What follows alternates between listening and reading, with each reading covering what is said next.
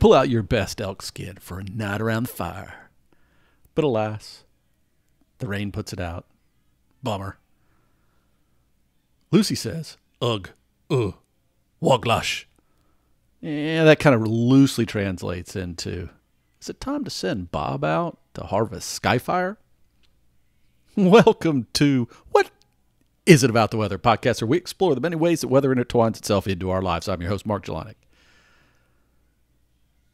Back home. Good, bad, good, tricky thing, combination. Sometimes you like to be away. Sometimes you like to be home. There's benefits in each. Now, hopefully for you guys, that means I'm working my way back towards a normal schedule. It's only a couple days late this week, as opposed to half a week late. And hopefully the sound setup is a little more consistent. I know when I'm recording on the road and I'm holding the microphone in my hand, which is what I did for the last 2 episodes, I can kind of move a little bit more than I would just sitting behind the microphone. Still always move a little bit. But I'm guessing that it sounds a little more consistent, although with it comes the sounds of me being around a city with, approximately 20 million people. Any case, hope your weather's going well. Thankfully, it's kind of weird. I'm in, at least for a couple more days, what would be late summer weather. Pleasant days, cool nights, low dew points. Comfortable by any measure. Certainly for humidity. Last week, boy, was I reminded about that. In any case, I'm not dealing with a heat dome, as it's been called. And we've been experiencing heat domes, if you will. And it seems to be the buzzword, the weather buzzword. I'll even put a link in the show notes where somebody talks about it. But I've been watching this progression this year. So it started over very much the west coast of the U.S. and kind of each time it reinvigorated, if you will, it progressed a little east. And this most recent one, it happened a couple times. One while I was in, upper plains of the U.S. And then it kind of migrated towards the east. And I kept staying slightly ahead of the worst of it. But I think eventually next week it's going to work its way here as well. Any case, I'm thankful I haven't experienced the worst of it, but heat dome is the word of the year. Farewell polar vortex, anything you want to throw at it. Heat dome is the thing. And I've seen all sorts of good memes on Twitter and stuff. But like I said, it's dew points more often that get me than the heat. And I was in the South for a couple of days on my whirlwind tour.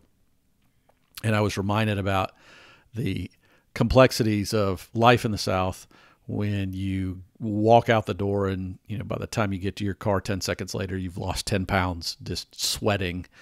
And that part was existing in the South while I was there. So I am thankful to be to a little lower dew points, a little more comfortable humidity by my taste, right? Grateful for that. But as I said, I had a great time out in my travels. Let's see what the final totals were. So it's gone 15 days.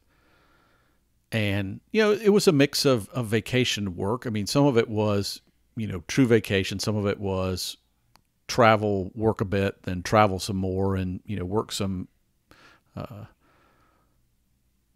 hours here and there into leisure activities, if you will. A little bit of hiking. Grateful for that. Anywhere I could. Did some high pointing, but it was, 15 days. 6,200 miles, more or less, 23 states. And last few days, did a little bit of high time. For those of you who don't know what it is, this is finding the high points in states. Some of them I'd been to before, but some of these were new for me, and they weren't exactly the hardest ones. The South Dakota one I did was real. Like, that was a real hike. Went up a fair amount of elevation, ended it over like 7,200 feet vertically. But even that one, the vertical climb, I mean, I've done harder vertical climbs in upstate New York where I've, summited Whiteface Mountain, which is about somewhere between 35 and 4,000 vertical feet on the climb itself.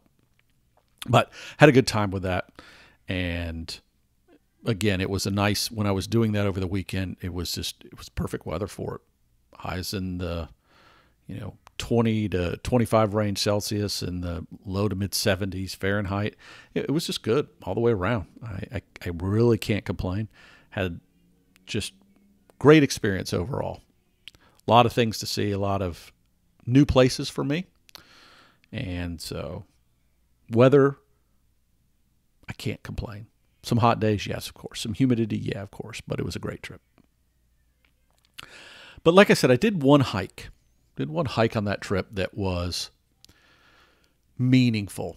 And when you're, I don't know, just about anywhere you go these days that there's kind of a neat scenic location, you almost always pull through a small town that has helicopter rides.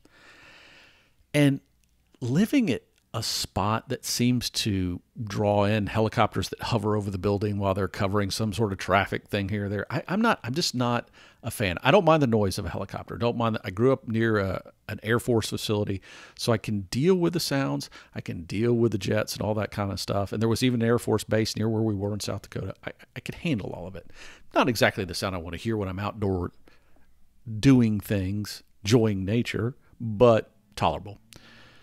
And same with helicopters. And I understand with the tours, but when you get started early, you get out there early in hopes of, beating the heat on a given day and enjoying your day, and the helicopters start right away, and they just kept going and coming and going and coming and going, and it seemed endless and coming and going. I'm like, how many people are paying for these rides, and is the scenery that good that you wanted to, maybe it is. I mean, scenery was that good, but do you really need to do a helicopter ride for it? I guess if you don't want to hike it, maybe that's the way to do it. But as I was going up this hike, crested certain points, probably about, halfway to 2/3 of the hike, I had a visual that I hadn't had over, another valley further away. So I was in the Black Hills of South Dakota. That's good. My English no so good today. And I noticed a small amount of smoke. And then I noticed the helicopter. So what it seemed like was going on is helicopters were coming and going and keeping a status check on a forest fire, right? And it was really wild. This forest fire was on the top of one of these hills that I'm like, how did anybody get there? And, it was just sort of wild. And, I started kind of being more interested in it. And I was going to go up and be near Ranger Station. And it got me to thinking about forest fires and just the role they play. Now, in the case of this forest fire, it was, as the ranger told me, started by lightning. And it made me start thinking about, okay, how often is that the case for, so often you hear ones about a car started or a camper somebody that was not being careful started the forest fire. But the reality is the vast majority of forest fires in the U.S. every year, for example, I shouldn't say the vast majority, nearly half of them are started by lightning, right? Nearly half. Now, that leaves room for a lot of others.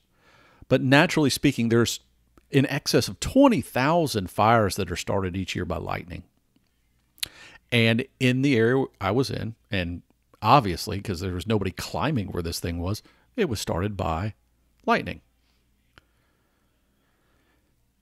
So, got me to thinking, really, I've done a lot of lightning stuff, and I've talked about, lightning, kind of the neat science behind it, and lightning is a power source potentially, but also how lightning even could have been involved in sparking life. But I started thinking, was lightning really the source of where man or our ancient ancestors really got started with fire? And it really appears likely that if you look at where, our early record of some sort of erect human form has existed, that a lot of those areas are not in places where you would think, okay, what's the other logical sources? Some sort of volcano, right? Something blowing molten lava, either it's burning something. And those are not, people aren't going to get up those. Those tend to be a little hot. But let's just say it erupted and threw enough something that could catch a fire. Highly more likely that it was from forest fires, right? Now, there's some debate as we examine and we find the existence of humans interacting with fire continues to creep back in time. I learned a little bit about, little abbreviations used in other sciences. That took a little while to get through with this episode. But our timeline keeps creeping back, and it's now believed that, like I said, some sort of Homo sapien type creature was working with fire probably close to 1 million years ago. And it was in a cave, right? So it wouldn't have been something where they just happened upon a fire, that clearly they were working with it. Now, the real question would be, did they get it from an outside source and bring it in? Like, did they get it from a lightning strike type of fire, or at that point had somebody at least figured out how to start a fire another way? Doesn't matter. The reality, more or less, and is to believe that the likely interaction between ancient folk and fire was most likely through forest fires started by lightning. Okay. Now, there have been movies about this. Quest for Fire, a couple of them back in the 80s, again, dating myself here. Quest for Fire, where it was, a bunch of grunting and kind of like the intro. But then there was a funny one called Caveman, and it came out around the same time. But I don't think it was a spoof necessarily on Quest for Fire. But it had, I don't know, I think it was Dennis Quaid and Shelley Long and some other actors of that time. Even Ringo Starr of the Beatles was in it. At my time, when I saw it, when I was a tween, if you will, I found it humorous, right? I don't know if I watched it now, I would find it nearly as funny. But they kind of played with the whole idea of, somebody getting hit by lightning and it catching their fur on fire kind of thing. But I found the interesting part of reading about this, that they assume that our ability to have fire, control fire, and use it, not just in, you think of the obvious thing, right? Cooking, right? So you're getting probably better nutrition that's not likely going to be something that kills you if it's off a little bit or something like that. But they talked about the social aspects of fire and how it probably helped our cognitive development and helped grow the size of our brain. I can't even begin to understand all that. And I'm not going to get in it too much here, because it's interesting to think that lightning and weather had a real involvement in our development, right? And our analytical abilities, if you will. But I started really thinking more about the fire itself. And I was thinking about, what I've read before. It's been another bad year with forest fires. And while I was out west, we were dealing with smoke from forest fires. So I saw a couple examples of where weather and the fire were coming together and interacting. And there's no doubt, there's three things that typically trigger fire behavior, like an open fire, forest fire, or just, you call it a forest fire, but just an open land fire, if you will. And one of those, and probably the most important of them, is weather. Okay. Fuel and topography are the other things. So those things come into play. Fuel just being, what's available to burn. Topography, as you can imagine, can have an impact on how fire behaves as it spreads through a different region. But there are different elements of weather that have different influences on whether it's good or bad for a forest fire, generally speaking. And some of them might be more or less obvious. I might say temperature, and you might go, well, what's that got to do with it? Well, the warmer it is outside, the more likely evaporation has been taking place. An area can get dried out, okay? But also, if it raises the ambient temperature of whatever the materials are around the fire, that's less work that the fire has to do to get it to where it will combust. The new material will burn, right? All those fuel sources will burn. Less energy is expended, more energy to fuel the fire. Wind, you can think about wind's an easy one, because anybody's ever started a fire knows you blow. It's a delicate balance between, you want to blow it out like blowing out a candle, but if you blow just the right amount, that's how you really get a fire going. You're feeding in oxygen. You are drying it out theoretically. It depends on the air, of course. But you're also moving sparks. So you're moving the ability of that fire to maybe grow more exponentially or across a different geography than it would have otherwise.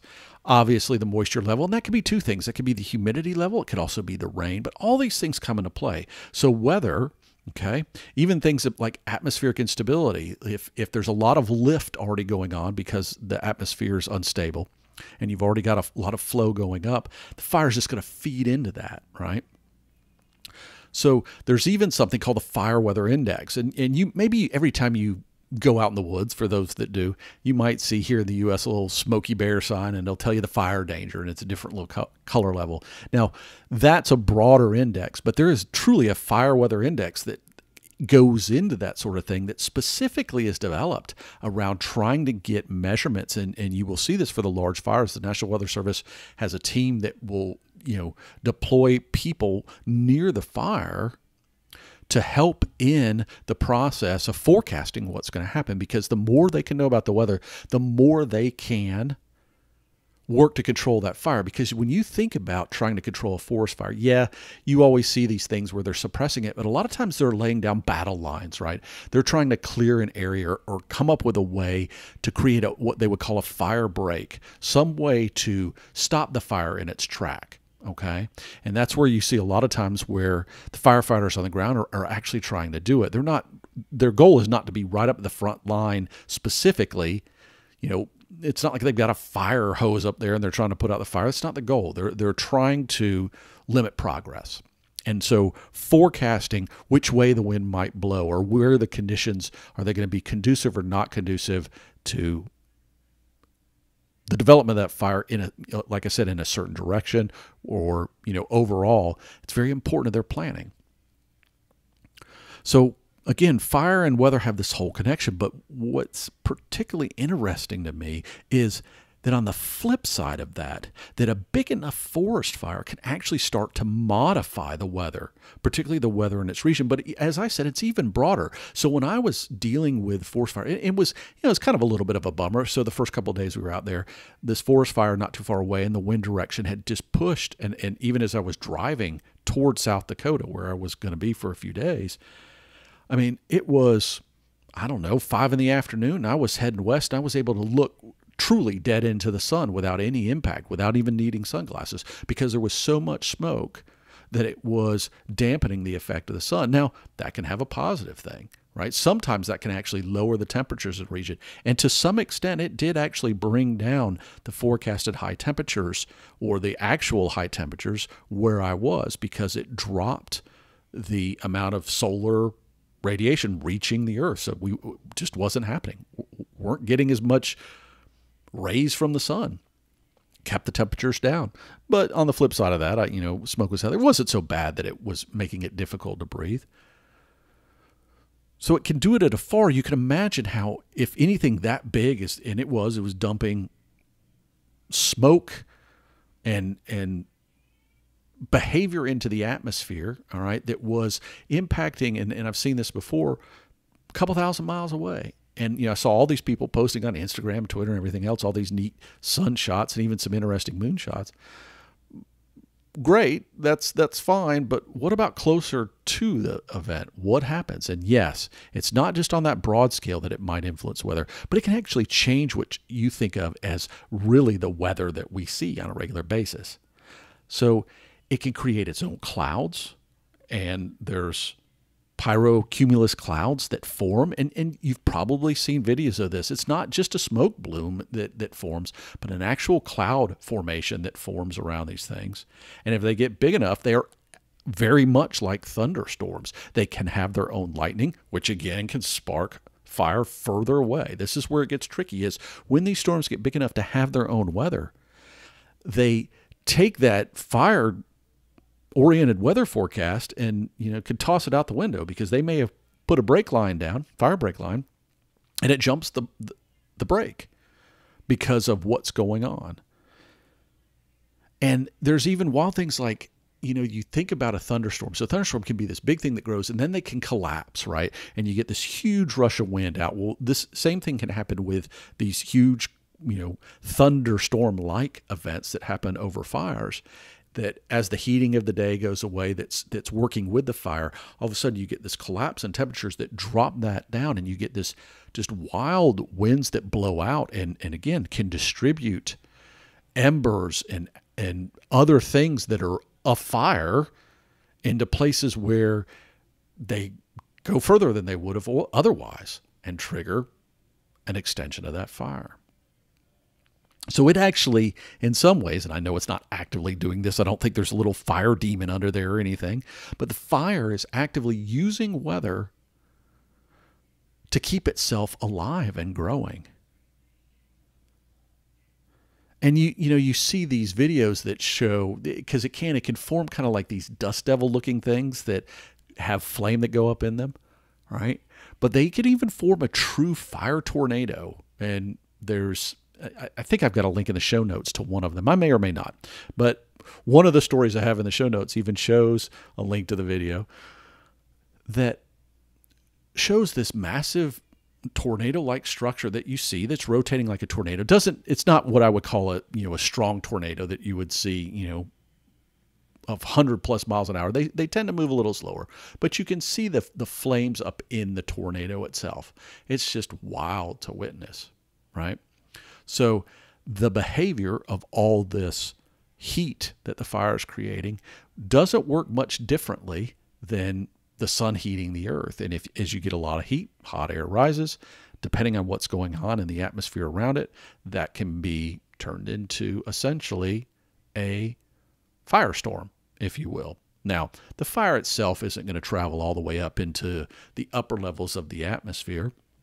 As I talked about, all the other components go with it. So the carbon and the ash components can, and to a lesser extent, maybe some embers could. But we were back to this lightning thing again. So here we were with lightning starting this fire, right? And lightning in the end potentially coming from the fire. So it's this whole circle of life between, what the fire is, how the fire started, weather, how the fire grows, weather, and how humans grew, lightning, weather. I don't know. It was kind of neat. And I hope you've enjoyed this brief spin into kind of weather being fired up, if you will. So the next time